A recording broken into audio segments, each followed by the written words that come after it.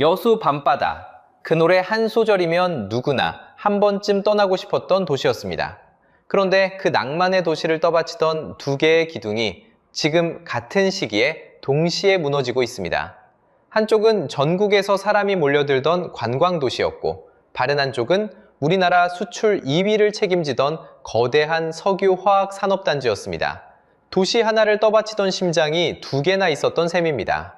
그런데 2026년 이 두 개의 심장이 약속이라도 한 듯 같은 시점에 멈춰섰습니다. 누군가는 그냥 불경기 탓이라고 말합니다. 하지만 숫자가 모든 걸 말해줍니다. 끝까지 보시면 따로 떨어진 줄 알았던 이 두 개의 붕괴가 사실은 하나의 고리로 연결돼 있었다는 충격적인 정체가 드러납니다. 그리고 이건 결코 남의 도시 이야기가 아닙니다. 본격적인 이야기에 들어가기 전에 채널 구독과 좋아요 한 번씩 눌러주시면 큰 힘이 됩니다. 여러분도 한 번쯤 떠올려 보셨을 겁니다. 한때 여수는 모두의 버킷리스트였습니다. 밤바다 노래 한 소절이면 충분했습니다. 누구나 한 번쯤 떠나고 싶은 도시였습니다. 연인의 손을 잡고 가족과 함께 그 야경을 보러 전국에서 사람들이 모였습니다. 그 여수가 지금 어떻게 됐는지 아마 잘 모르실 겁니다. 그 시작은 2012년이었습니다. 여수 세계박람회가 열렸습니다. 전국의 시선이 이 작은 항구 도시로 쏠렸습니다. 그해 여수를 찾은 관광객은 1,524만 명, 도시가 감당하기 벅찰 만큼 사람이 몰렸습니다. 인구 30만이 안 되는 도시가 1년에 1,500만 명을 맞았습니다. 박람회의 열기는 쉽게 식지 않았습니다. 2015년에는 해상 케이블카가 문을 열었습니다. 밤바다 위를 가로지르는 풍경은 곧 여수의 상징이 됐습니다. 그해 관광객은 1,358만 명, 이후 여수는 5년 연속으로 한 해 1,000만 명을 넘겼습니다. 이쯤 되면 도시 전체가 들썩일 수밖에 없었습니다. 관광은 여수를 먹여 살리는 황금알을 낳는 거위였습니다. 식당도, 숙소도, 카페도 끝없이 들어섰습니다. 골목마다 새 간판이 걸렸습니다. 여수에 가게 하나만 차리면 된다는 말이 돌았습니다.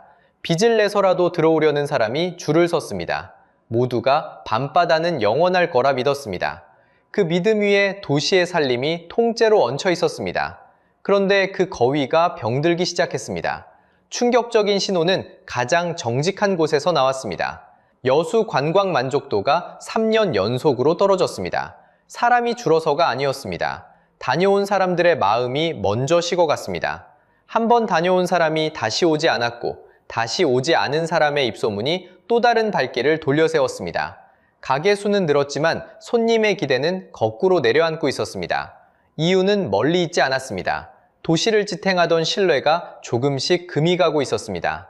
2025년 7월이었습니다. 한 식당에서 혼자 온 손님이 면박을 당했다는 이야기가 퍼졌습니다. 손님을 가려받는다는 인상이 남았습니다. 작은 불씨였습니다. 그 불씨는 곧 번졌습니다. 8월 초 한 호텔 객실의 수건에 걸레라는 글씨가 적힌 영상이 SNS에 올라왔습니다. 깨끗할 거라 믿고 몸을 맡긴 손님에겐 충격이었습니다. 영상은 빠르게 퍼져나갔습니다. 한 사람의 불쾌함이 수십만 명의 의심으로 번지는 데는 며칠이면 충분했습니다. 결정타는 따로 있었습니다. 교동의 한 이름난 장어식당이 손님이 남긴 반찬을 다시 내놓다 적발됐습니다. 식품위생법 위반이었습니다. 영업정지 15일에 형사고발까지 이어졌습니다. 더 이상 작은 사고로 넘길 수 없는 일이었습니다. 여기에 씁쓸한 장면이 겹칩니다. 사실 여수시는 그 직전에 자정결의에 나선 참이었습니다. 컨설을 되찾겠다며 42개 반, 84명이 합동점검에 나섰습니다. 도시 전체가 다시 일어서겠다고 다짐한 직후였습니다. 그 노력이 무색하게, 점검이 끝나기 무섭게 이런 일이 터졌습니다. 결의가 무색해지는 순간이었습니다. 문제는 한 가게의 잘못이 아니었습니다. 사람들이 등을 돌린 건 식당 하나가 아니라 여수라는 이름 전체였습니다. 한 번 깨진 믿음은 도시 전체로 번졌습니다. 잘하는 가게까지 같은 의심을 받았습니다. 성실하게 장사하던 사람들이 억울한 눈총을 함께 맞았습니다. 신뢰는 쌓는데 10년이 걸리지만 무너지는 건 한순간입니다. 여수가 바로 그 한순간을 지나고 있었습니다. 숫자는 그 변화를 정직하게 보여줍니다. 코로나가 휩쓸고 간 2020년, 관광객은 872만 명으로 주저앉았습니다. 2021년에는 977만 명, 그리고 2022년 1033만 명으로 3년 만에 겨우 1000만 선을 되찾았습니다. 겉으로는 회복한 듯 보였습니다. 하지만 돌아온 건 숫자뿐이었습니다. 사람은 돌아와도 마음은 돌아오지 않았습니다.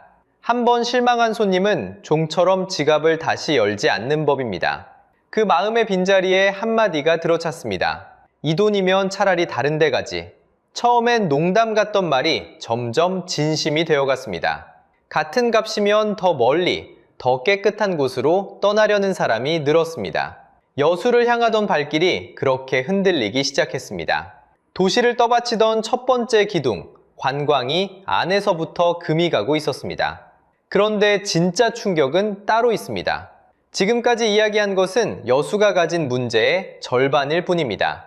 사람들은 여수의 위기를 그저 바가지 때문이라고 생각합니다. 하지만 같은 시각, 도시의 반대편에서는 훨씬 더 거대한 심장이 소리 없이 멈춰가고 있었습니다. 여수의 진짜 심장은 바다가 아니었습니다. 공장이었습니다. 1970년대부터 돌아가기 시작한 거대한 석유화학 단지. 수출액으로 따지면 전국 북가산업단지 가운데 당당히 2위입니다. 1위 울산을 빼면 여수가 가장 큽니다. 이 공장들이 여수에서 차지하는 비중을 보면 입이 벌어집니다. 여수에서 만들어지는 제품의 96%가 이 산단에서 나옵니다. 산단 생산량의 98%가 석유화학입니다. 도시 하나가 공장 하나에 거의 전부를 걸고 있었던 셈입니다. 그런데 그 심장이 식어가고 있습니다. 공장을 얼마나 돌리는지를 보여주는 비율을 가동률이라고 합니다. 낮을수록 일감이 줄고 이익도 줄어든다는 뜻입니다. 여수 산단의 가동률은 2021년만 해도 약 87%였습니다. 그런데 2024년 78.5%, 2025년에는 77%대까지 내려앉았습니다. 그리고 2026년 60%대로 더 떨어졌습니다. 공장 10개 중 4개가 멈춰선 셈입니다. 멈춤은 도미노처럼 번졌습니다. 2024년 5월 LG화학의 한 공장이 가동을 멈췄습니다. 같은 해 12월에는 롯데케미칼 2공장의 일부 공정이 섰습니다. 그리고 2025년 8월 산단의 핵심인 여천 NCC마저 임시로 문을 닫았습니다. 여기서 이상하게 들리실 겁니다. 왜 공장을 그냥 멈추는 걸까요? 답은 단순합니다. 돌릴수록 손해이기 때문입니다. 용광로에 불을 켜두는 것보다 차라리 끄는 게 더 싸다는 말까지 나옵니다. 손해의 규모는 상상을 넘어섭니다. 여천 NCC는 2022년 한 해에만 3,867억 원의 영업 손실을 봤습니다. 2023년에도 2,388억 원을 잃었습니다. 2021년 말부터 무려 18개 분기 연속 적자입니다. 쌓인 손실만 1조 원이 넘습니다. 산단의 주요 5개사는 2023년 모두 결손을 내며 법인세를 한 푼도 내지 못했습니다. 여천 NCC는 벼랑 끝에서 한화솔루션과 DL케미칼로부터 3천억 원 규모의 긴급 자금을 수혈받아야 했습니다. 도대체 멀쩡하던 공장들이 왜 이 지경이 됐을까요? 범인은 바다 건너에 있습니다. 중국입니다. 전 세계가 너무 많이 만들어내면서 이제는 팔수록 손해가 나는 상태가 됐습니다. 중국이 값싼 제품을 쏟아내자 여수 공장들은 가격 경쟁에서 밀렸습니다. 새 공사 발주는 2025년 3월까지 1년 만에 약 80%가 사라졌습니다. 그리고 2026년 3월 20일 결정타가 떨어졌습니다. 여천 NCC와 롯데케미칼, 한화솔루션, DL케미칼이 정부에 사업재편 계획서를 제출했습니다. 적자 공장을 닫고 기업끼리 합쳐 몸집을 줄이는 구조조정입니다. 전국에서 두 번째였습니다. 내용은 무거웠습니다. 여천 NCC의 2공장과 3공장은 문을 닫습니다. 남은 1공장은 롯데케미칼 여수공장과 합쳐 하나의 회사로 다시 태어납니다. 숫자가 모든 걸 말해줍니다. 여천 NCC가 한 해 만들던 에틸렌은 228만 톤이었습니다. 에틸렌은 플라스틱과 합성섬유, 포장재를 만드는 산업의 쌀입니다. 그 생산량이 약 90만 톤으로 쪼그라듭니다. 절반도 넘게 사라지는 겁니다. 더 뼈아픈 건 그 부담이 여수에 쏠렸다는 점입니다. 전국에서 줄이기로 한 에틸렌 감산량의 약 60%가 여수 한 곳에 집중됐습니다. 다른 도시들이 나눠질 찜을 여수가 절반 넘게 떠안은 셈입니다. 공장이 멈추면 그 공장만 멈추는 게 아닙니다. 사람이 먼저 빠져나갔습니다. 산단에 떠받치던 플랜트 노동자는 2024년 9월 8,783명에서 2025년 1월 1,780명으로 줄었습니다. 넉 달 만에 약 80%가 일자리를 잃은 겁니다. 정규직도 437명이 줄었습니다. 수만 명이 오가던 거대한 심장이 이렇게 식어갔습니다. 그리고 이 심장이 멈추자 도시 곳곳에서 이상한 일들이 동시에 벌어지기 시작했습니다. 공장이 멈춘다는 건 단순히 굴뚝의 연기가 사라진다는 뜻이 아니었습니다. 그 공장에 기대 살아가던 수많은 사람들의 일상이 하나씩 무너지기 시작했다는 뜻이었습니다. 가장 먼저 무너진 건 거리였습니다. 여수 산단 바로 곁 무선지구를 떠올려 보십시오. 이곳엔 산단 노동자들이 퇴근길에 들르던 가게가 700곳 넘게 모여 있었습니다. 고깃집, 술집, 식당, 원룸, 공장이 돌아가는 한 손님이 끊길 일이 없는 동네였습니다. 그런데 공장이 멈추자 그 풍경이 통째로 바뀌었습니다. 회식이 사라졌습니다. 플랜트에서 일하던 건설 노동자가 8,000명 넘게 있었는데 그 수가 1년 만에 2,000명 아래로 줄었습니다. 열의 8이 짐을 싸서 도시를 떠난 겁니다. 손님이 사라진 자리엔 빈 가게가 남았습니다. 한 협력사 관계자는 지난해 11월 현지 취재에서 이렇게 말했습니다. 인력의 3분의 2가 떠났다고. 어떤 상가는 건물 한 채가 통째로 기었고 원룸은 지금 당장 들어와 살 수 있다는 안내문이 붙었습니다. 처음엔 산단 곁 동네만의 문제처럼 보였습니다. 하지만 충격은 도시의 가장 화려한 곳까지 번졌습니다. 여수의 강남이라 불리던 웅천동 신도심입니다. 2022년 문을 연 한 대형 단지엔 오피스텔과 상가가 빼곡히 들어섰습니다. 그런데 그 아래층, 한때 사람들로 북적일 거라 기대했던 상가 거리가 텅 비어갔습니다. 흔히 말하는 유령 상가가 된 겁니다. 더 큰 문제는 바로 건너편에 새 생활형 숙박시설이 또 한 채 올라오고 있다는 점이었습니다. 빈 가게가 넘치는 동네에 새 가게가 다시 쏟아질 예정인 겁니다. 이게 한두 군데 이야기가 아니라는 건 숫자가 말해줍니다. 한국부동산원이 집계한 2024년 1분기 여수 상가 공실률을 보겠습니다. 원도심의 중대형 상가는 10곳 중 거의 3곳이 비어 있었습니다. 공실률 27.7%, 전국 평균의 2배에 가까운 수치입니다. 학동의 한 집합상가는 더 심했습니다. 10곳 중 4곳이 비었습니다. 가게 절반에 불이 꺼졌다는 뜻입니다. 그런데 이 빈 가게들을 그저 안 팔린 부동산으로만 봐선 안 됩니다. 그 상가 한 칸 한 칸에는 누군가의 인생이 걸려 있었기 때문입니다. 평생 모은 돈, 퇴직금, 노후를 위한 국민연금까지 보태서 오션뷰 수익형 상가라는 말을 믿고 분양받은 사람들이 있었습니다. 매달 임대료가 또박또박 들어와 노후를 받쳐줄 거라 믿었습니다. 하지만 손님이 사라지자 임대료는커녕 관리비만 빠져나가는 적자형 상가가 됐습니다. 공실은 단순히 빈 가게가 아닙니다. 누군가의 무너진 노후입니다. 도시의 곳간도 함께 비어갔습니다. 도시가 살림을 꾸리는 돈, 그러니까 세금이 한 해 만에 반토막 났습니다. 여수시가 거둔 지방소득세는 2022년 2,195억 원에서 이듬해 1,174억 원으로 줄었습니다. 절반 가까이 사라진 겁니다. 기업이 내는 세금만 따로 떼어보면 더 가팔랐습니다. 1,502억 원에서 551억 원으로 3분의 1 수준으로 주저앉았습니다. 산단의 대표 기업 5곳은 모두 적자를 내 한 해 법인세를 한 푼도 내지 못했습니다. 이게 무슨 뜻일까요? 도시가 쓸 돈이 절반으로 줄었다는 뜻입니다. 도로를 고치고 학교를 짓고 어려운 이웃을 돕던 그 돈이 말입니다. 거리가 비고 곳간이 비자 마지막엔 사람이 떠났습니다. 2024년 7월 여수 인구가 27만 명 아래로 내려앉았습니다. 2021년 3월 이후 처음 있는 일이었습니다. 특히 젊은 사람들이 떠났습니다. 지난 20년 동안 여수를 빠져나간 청년이 3만 8천 명에 가깝습니다. 전남의 22개 시군 가운데 가장 많은 숫자입니다. 일자리가 흔들리니 청년이 떠나고 청년이 떠나니 도시가 늙어가는 악순환입니다. 결국 여수는 전국에서 가장 먼저 정부의 산업위기 선제 대응 지역으로 지정됐습니다. 망하기 전에 정부가 미리 손을 써야 하는 위기의 도시, 그 첫 번째 이름이 여수였습니다. 자, 여기까지 보면 그림이 또렷합니다. 공장이 십자거리가 비었고, 거리가 비자 곳간이 비었고, 곳간이 비자 사람이 떠났습니다. 한 장의 도미노가 다음 장을 쓰러뜨린 겁니다. 그런데 바로 여기서 가장 이상한 점이 하나 남습니다. 관광과 공장은 전혀 다른 산업입니다. 손님을 맞는 일과 플라스틱 원료를 만드는 일은 닮은 구석이 없습니다. 그런데 이 둘은 왜 하필 같은 시기에 나란히 무너졌을까요? 우연이라기엔 너무 절묘합니다. 지금부터 따로인 줄로만 알았던 두 붕괴를 잇는 숨겨진 고리를 보여드리겠습니다.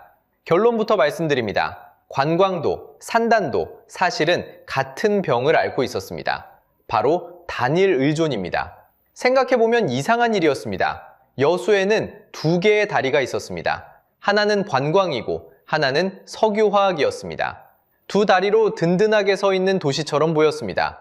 하지만 진실은 달랐습니다. 두 다리는 같은 외나무 위에 올라가 있었습니다. 무슨 뜻일까요? 산단이 든든하니 도시는 안심했습니다. 그래서 관광은 질을 키우는 대신 양만 늘렸습니다. 객실을 늘리고 상가를 늘렸습니다. 손님을 어떻게 대접할지는 뒷전이었습니다. 반대로 관광객이 몰리니 또 안심했습니다.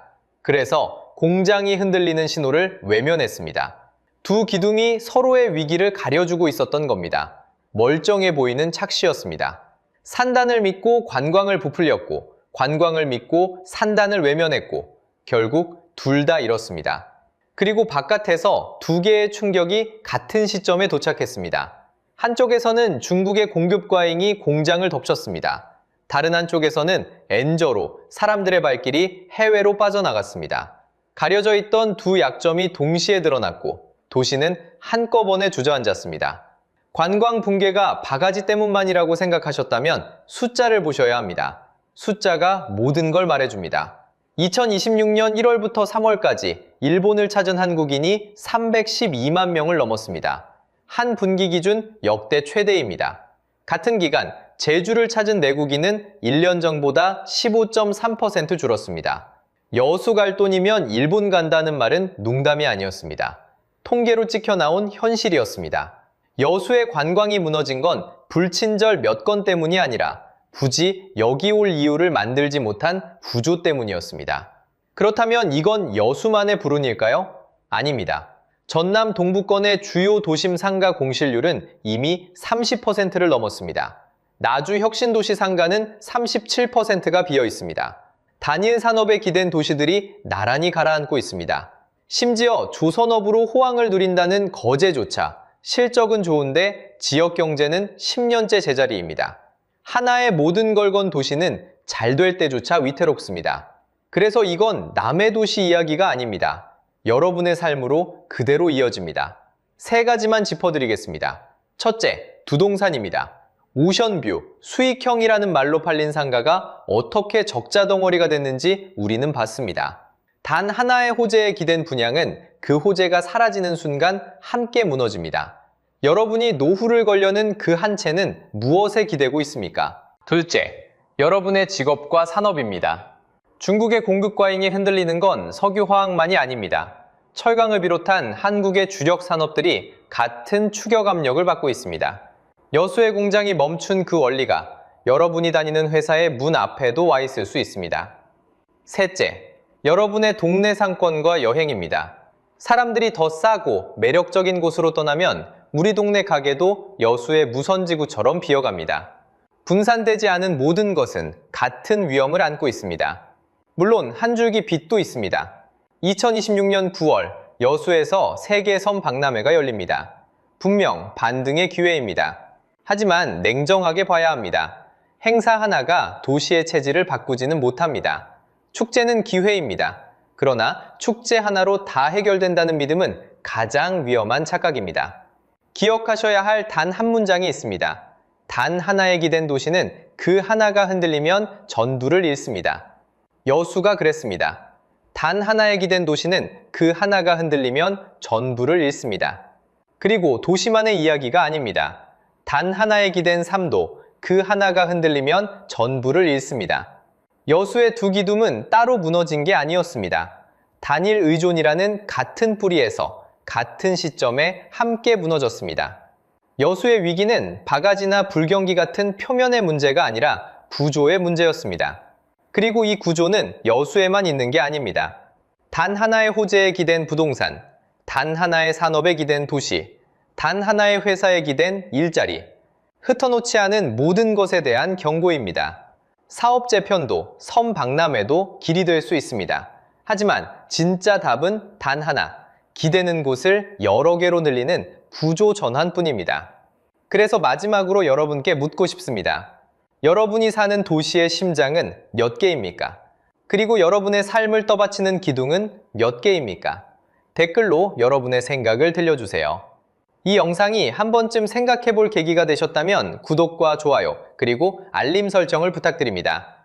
다음에는 또 다른 도시의 이야기로 찾아오겠습니다. 고령화 때문이라고들 합니다. 하지만 그건 결과일 뿐입니다. 대한민국 대표 신도시였던 일산을 무너뜨린 진짜 원인은 무려 30년 전에 이미 정해져 있었습니다. 한때 가장 살고 싶은 도시로 꼽히던 일산. 그런데 지금 라페스타 거리는 10곳 중 1곳 넘게 불이 꺼졌고 29년을 버틴 백화점은 끝내 문을 닫았으며 시민 5명 중 1명은 65세를 넘겼습니다. 많은 분들이 이걸 두고 도시가 늙어서 라고 말합니다. 그런데 이상하지 않으십니까? 바로 옆 같은 해에 같은 정부계획으로 태어난 분당은 지금도 멀쩡합니다. 아니, 오히려 더 비싸졌습니다. 같은 일기 신도시인데 왜 한쪽은 가라앉고 한쪽은 떠올랐을까요? 오늘은 일산이 무너진 진짜 이유를 끝까지 파헤쳐 보겠습니다. 표면에 드러난 공실과 폐점, 그 뒤에 숨은 단 하나의 설계 결함, 그리고 그것이 지금 여러분의 동네에도 똑같이 적용되고 있다는 불편한 사실까지. 미리 말씀드리면 이건 결코 일산만의 이야기가 아닙니다. 본격적인 이야기에 들어가기 전에 구독과 좋아요 한 번씩 눌러주시면 더 깊이 있는 분석으로 찾아뵙겠습니다. 여러분, 한때 일산에서 가장 북적이던 거리가 있었습니다. 라페스터입니다. 사람에 떠밀려 걷던 곳이었습니다. 주말이면 줄을 서야 식당에 들어갈 수 있었습니다. 젊은 사람들이 모이는 거리였습니다. 일산의 자랑이었습니다. 지금 그 거리에 가보면 풍경이 완전히 다릅니다. 셔터를 내린 점포가 줄지어 있습니다. 멈춰선 에스컬레이터, 인적이 끊긴 통로. 한낮인데도 거리가 조용합니다. 어디선가 퀴퀴한 냄새가 풍깁니다. 분명 사람을 위해 지은 공간인데 사람이 없습니다. 숫자가 모든 걸 말해줍니다. 라페스타 367개 점포 가운데 약 50곳이 비어 있습니다. 10곳 중 1곳 넘게 불이 꺼진 셈입니다. 상가의 몸값도 무너졌습니다. 전성기에는 보증금 1억에 월세 600만 원, 그것도 모자라 권리금 1억을 더 얹어야 들어올 수 있던 자리였습니다. 지금은 보증금 5천만 원에 월세 200만 원, 그마저도 권리금은 사라졌습니다. 받기를 포기해도 들어올 사람이 없습니다. 자리값이 반토막 난 게 아닙니다. 1억이던 권리금이 0이 됐습니다. 한때 가장 비쌌던 자리가 이제는 공짜로 줘도 임자가 없는 자리가 된 겁니다. 빈 건 거리만이 아닙니다. 그랜드 백화점 일산정, 1996년 문을 열었습니다. 일산의 첫 백화점이었습니다. 결혼 예물을 사고 명절 선물을 고르던 곳이었습니다. 그렇게 29년을 버텼습니다. 그리고 2025년 2월 28일 끝내 문을 닫았습니다. 매출이 줄고 줄어 더는 버틸 수 없었습니다. 거대한 복합시설도 흔들렸습니다. 원마운트입니다. 2023년 한 해에만 204억 원의 손실을 냈습니다. 회사 곳간이 바닥나 자기 살을 깎는 상태에 이르렀습니다.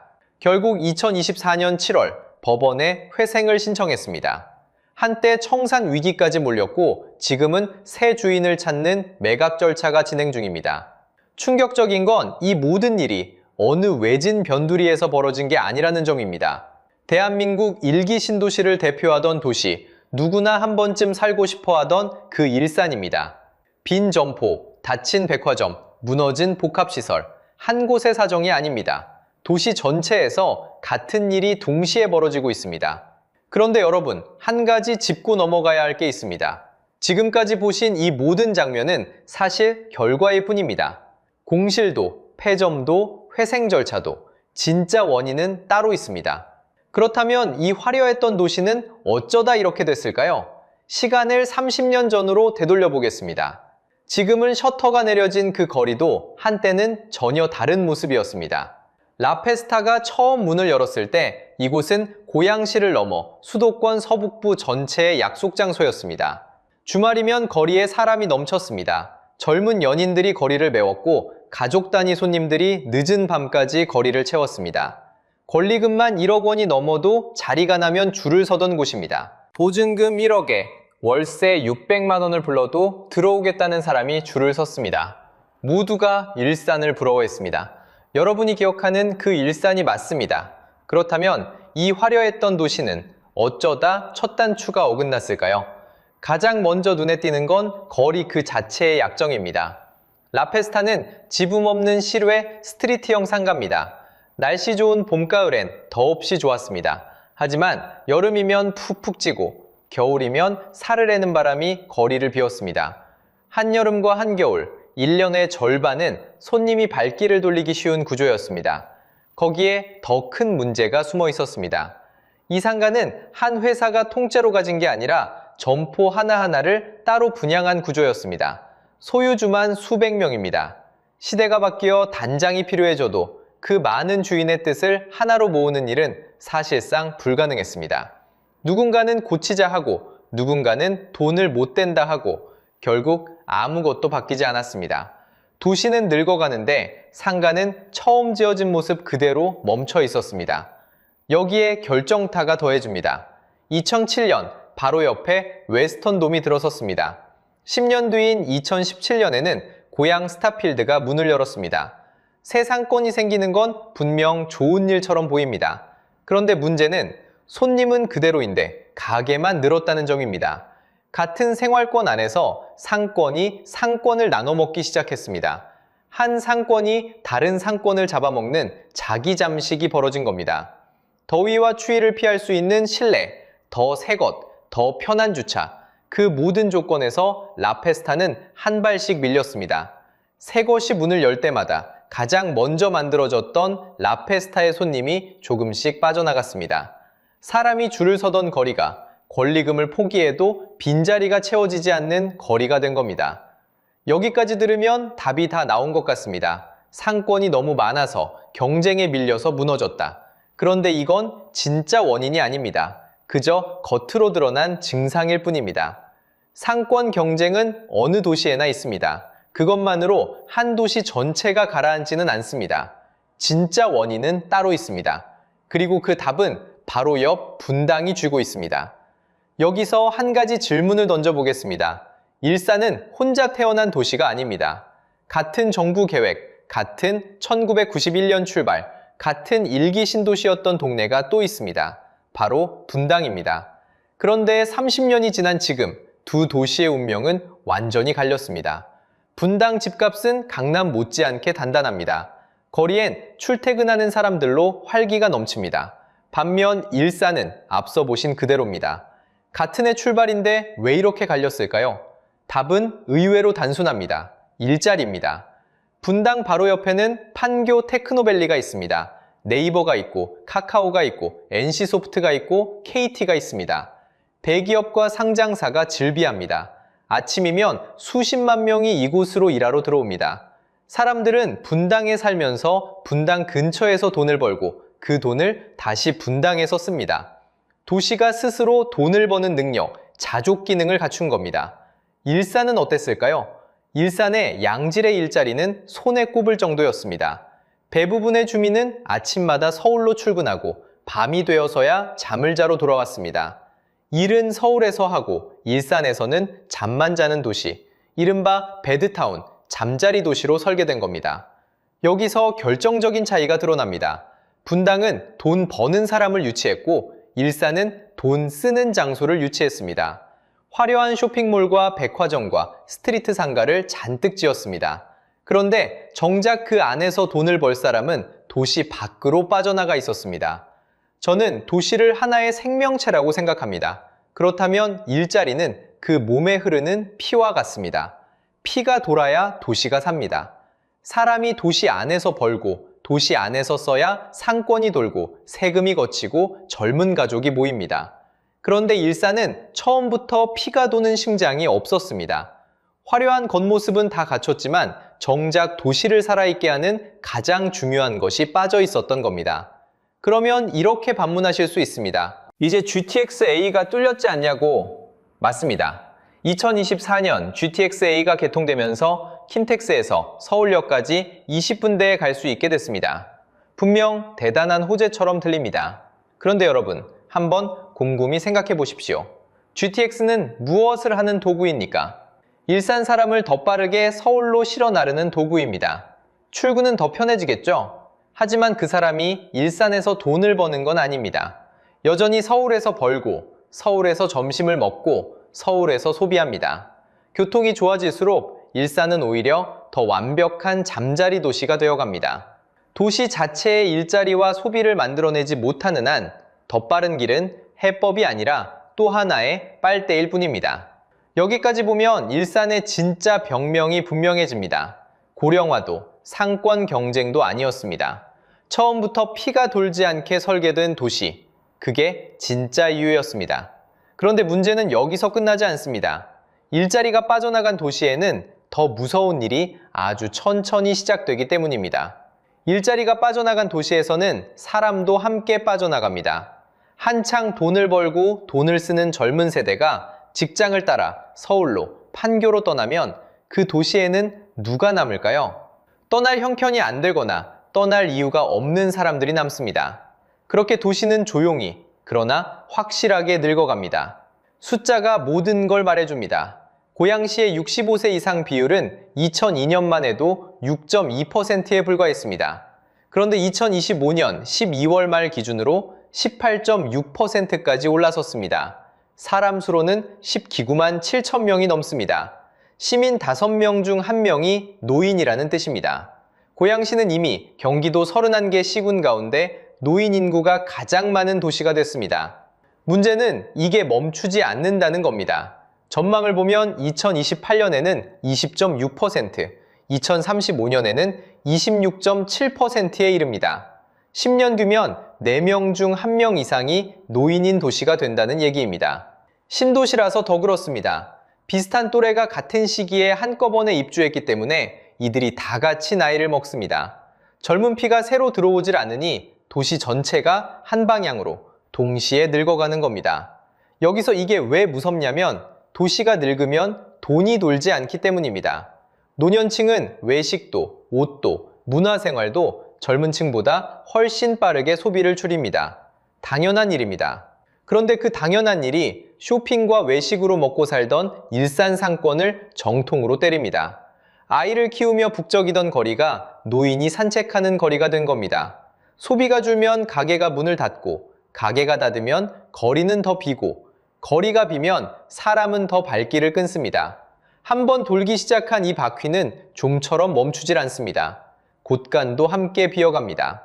고양시의 재정 자립도는 2024년 33.68%에서 2025년 32.27%로 떨어졌습니다. 1년 만에 1.41%포인트가 빠진 겁니다. 시청이 자기 살림을 자기 힘으로 꾸리는 비율이 점점 줄어든다는 뜻입니다. 일자리가 없으니 세금이 덜 거치고 인구가 늙으니 돌봄에 들어갈 돈은 더 필요해집니다. 들어올 돈은 줄고 나갈 돈은 느는, 가계로 치면 매달 적자 청구서가 쌓이는 상태입니다.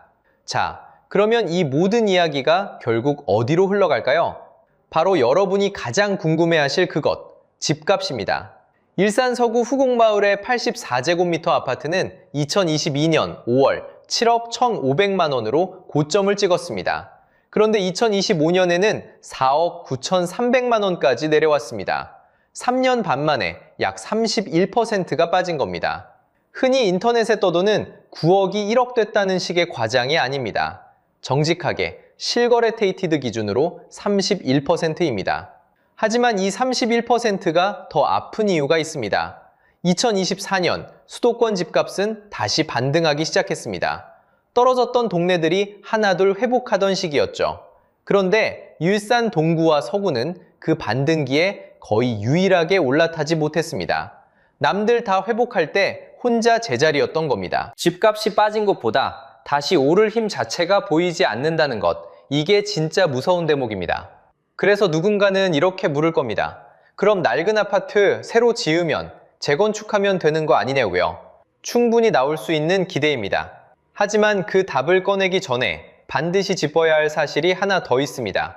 지금까지 일산 이야기를 들으며 이렇게 생각하셨을 겁니다.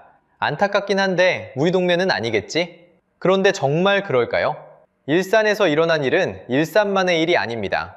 그건 같은 시기에 같은 방식으로 지어진 도시 전체의 예고편입니다. 생각해 보십시오. 분당, 평촌, 삼본, 중동, 그리고 일산. 일기 신도시는 모두 30여 년 전 같은 청사진에서 태어났습니다. 서울의 집을 분산하기 위해 만든 잠을 위한 도시. 분당이 판교라는 일자리를 얻어 살아남았을 뿐 나머지는 같은 출발선에 서 있습니다. 그리고 지금 이 도시들은 동시에 늙어가고 있습니다. 일기 신도시 전체에서 재건축 대상이 되는 집만 약 30만 가구입니다. 30만 가구가 같은 시기에 같은 고민을 안고 있다는 뜻입니다. 여기서 많은 분이 이렇게 반박하실 겁니다. 그래서 재건축하잖아요. 선도지구 됐잖아요. 맞습니다. 정부는 노후계획도시 특별법으로 길을 열었습니다. 2024년 11월 전국에서 13개 구역 약 3만 6천 가구가 선도지구로 뽑혔습니다. 일산에서도 백송, 후곡, 강촌, 정발 4곳 총 9,174세대가 2027년 착공을 목표로 이름을 올렸습니다. 새 아파트가 들어선다는 건 분명 반가운 소식입니다. 그런데 여기서 멈추고 한 번 더 생각해야 합니다. 재건축의 가장 큰 난관은 돈입니다. 헌집을 헐고 새 집을 지으려면 집주인이 추가로 내야 하는 청구서, 분담금이 따라옵니다. 그 부담과 이주 수요가 사업을 가로막는 가장 큰 벽입니다. 오죽하면 2025년부터는 추정 분담금을 계획서에 미리 적어두도록 규정까지 만들었겠습니까? 설령 이 모든 벽을 넘어 새 아파트가 올라간다고 해도 근본 질문은 그대로 남습니다. 그 도시에 양질의 일자리가 돌아왔습니까? 우리는 앞에서 분명히 확인했습니다. 도시는 생명체이고 일자리는 그 안을 도는 피라고. 새 아파트를 지어도 피가 돌지 않으면 같은 병은 다시 찾아옵니다. 30년 된 건물을 30년 된 설계 위에 다시 세우는 것뿐이라면 우리는 같은 실수를 더 비싸게 반복하는 셈입니다. 게다가 일산의 젊은 피를 빨아들이는 곳은 따로 있습니다. 바로 옆 고향 창릉입니다. 3기 신도시 창릉에만 약 3만 8천 가구가 들어서고 2026년 12월 첫 입주가 시작됩니다. 삼송, 원흥, 지축, 장안까지 합치면 일산의 수요는 사방으로 흩어집니다. 판교가 분당에 일자리를 더해줬던 것과 달리 창릉은 일산의 사람을 데려갈 뿐 새 활력을 주지는 못합니다. 그래서 2026년 부동산 시장의 키워드는 초양극화입니다. 잘 되는 곳만 더 잘 되고 소외된 곳은 더 뒤처지는 쏠림. 서울 핵심지는 공급이 모자라 값이 오르고 일산 같은 비핵심지는 그 흐름에서 비켜서 있습니다. 같은 나라, 같은 시기인데 도시의 운명이 정반대로 갈리는 겁니다. 이제 이건 일산만의 이야기가 아닙니다. 운정에 사시는 분, 김포에, 검단에 집을 두신 분, 여러분의 도시는 일자리를 가졌습니까? 아니면 잠자리만 가졌습니까? 말로 답하기 전에 직접 확인하는 방법이 있습니다. 지금 당장 당신 동네 상가 2층을 보십시오. 빈 점포가 셋 이상입니까? 그렇다면 당신은 이미 같은 신호를 보고 있는 겁니다. 그렇다면 우리는 무엇을 보고 어떻게 대비해야 할까요? 지금까지 우리는 한 도시가 천천히 식어가는 과정을 지켜봤습니다. 불 꺼진 거리, 떠나는 젊은 사람들, 멈춰버린 집값. 무섭게 느껴지셨을 겁니다.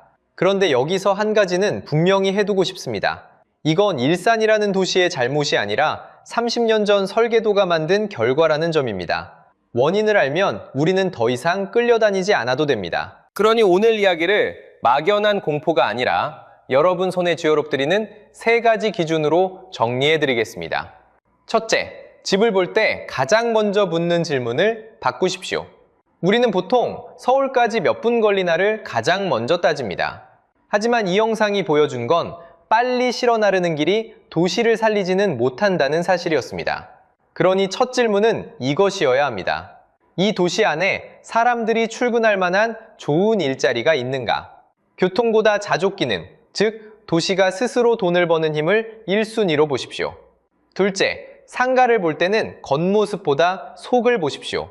화려한 거리, 새 건물에 현혹되지 말고 두 가지를 확인하세요.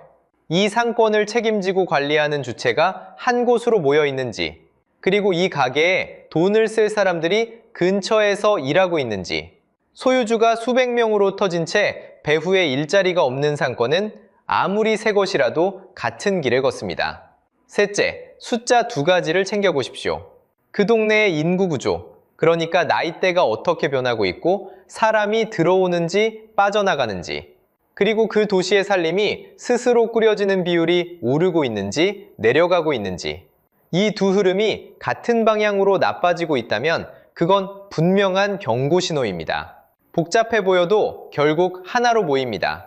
도시를 살리는 건 새 건물이 아니라 일자리입니다. 아무리 멋진 아파트를 올려도 그 안에 일할 곳이 없으면 도시는 다시 식어갑니다. 반대로 사람들이 일하고 돈을 버는 도시는 건물이 조금 낡아도 쉽게 무너지지 않습니다. 오늘 이야기가 여러분의 판단에 도움이 되셨다면 구독과 좋아요로 함께 해주세요. 그리고 여러분이 사는 동네는 어떤가요? 출근하는 도시인가요? 잠만 자러 돌아오는 도시인가요? 댓글로 여러분 동네 이야기를 들려주세요. 함께 살펴보겠습니다.